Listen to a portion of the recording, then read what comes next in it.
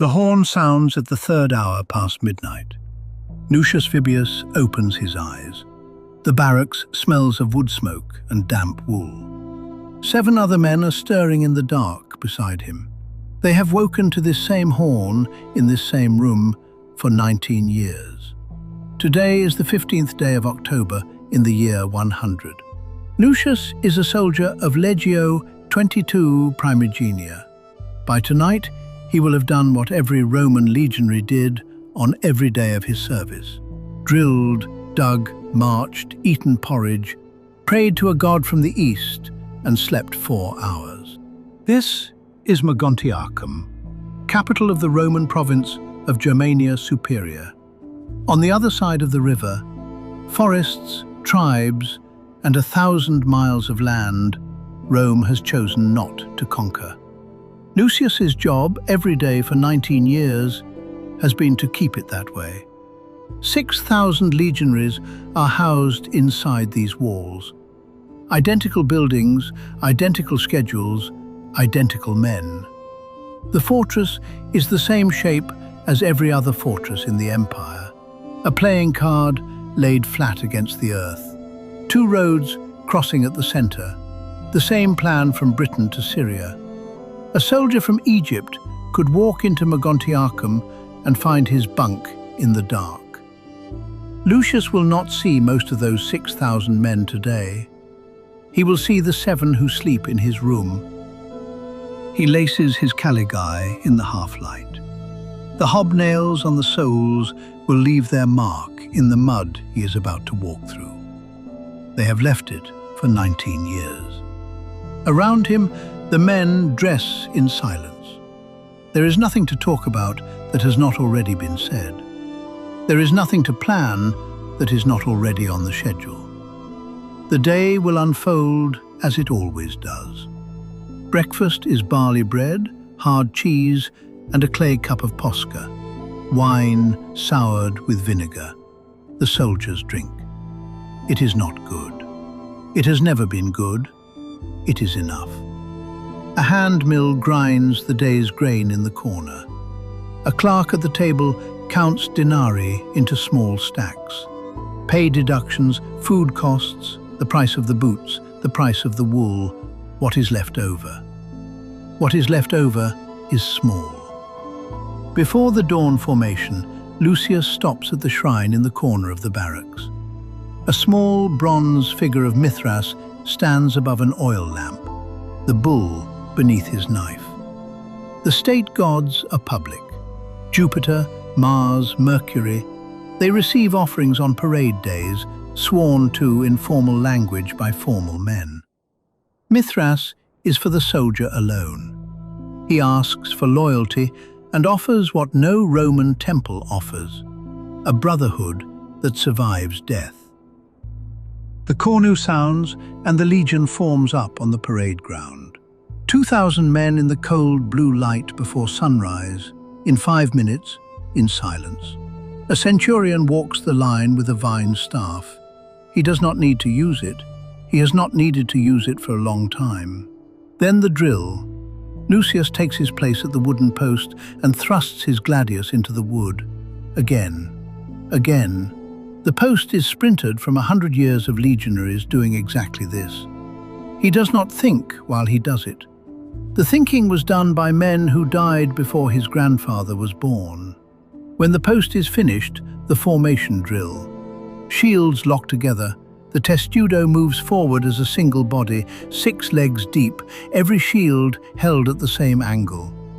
A man who loses his place in the testudo is dead. A man who keeps his place is not. By the 3rd hour, the work crews are out.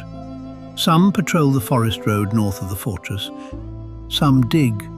The empire is held together by men with shovels. A century of legionaries can throw up a marching camp in 3 hours. Lucius's century is repairing a section of wooden wall along the eastern road. Pickaxes rise and fall. Timber is dragged into place. The work is the work. It does not matter that he is a soldier of one of the most feared armies in human history. Today, he is a man with a pickaxe. By the 6th hour, the patrols are on the wall. Across the river, the wilderness is never quiet. Sometimes it is wind, sometimes a branch breaks where no branch should.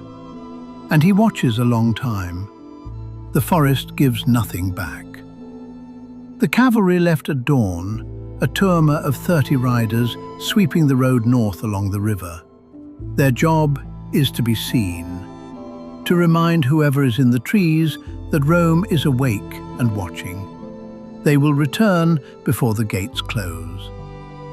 The sun moves. Lucius's shadow moves with it. There has been no enemy here in years. The point of the wall, the patrol, the watch, was never to fight. The point was that no one comes, and no one does. In the late afternoon, the cavalry returns. 30 riders, no losses, the same as yesterday. The gates close behind them. The sun begins to set behind the western tower. The 8 men of Lucius's contubernium gather around the table for the evening meal. Tonight it is pulse, wheat porridge, salt, a little pork fat. They eat with wooden spoons from clay bowls. The room is warm with lamplight. Outside the night is cold. 8 men eat at this table tonight. Last spring, 10 men slept in this room. The names of Quintus and Marcus are still scratched into the door frame. No one has wanted to cross them out. There is always next month, the men say. There is always next month. After the meal, the dice come out. Bone dice on the wood, silver denarii in the lamplight. Lucius does not always play. Tonight he watches. He has won and he has lost. And the small pile of coins he keeps in a locked box beneath his bunk is for something other than dice. Later, alone, he takes out a wax tablet and a stylus.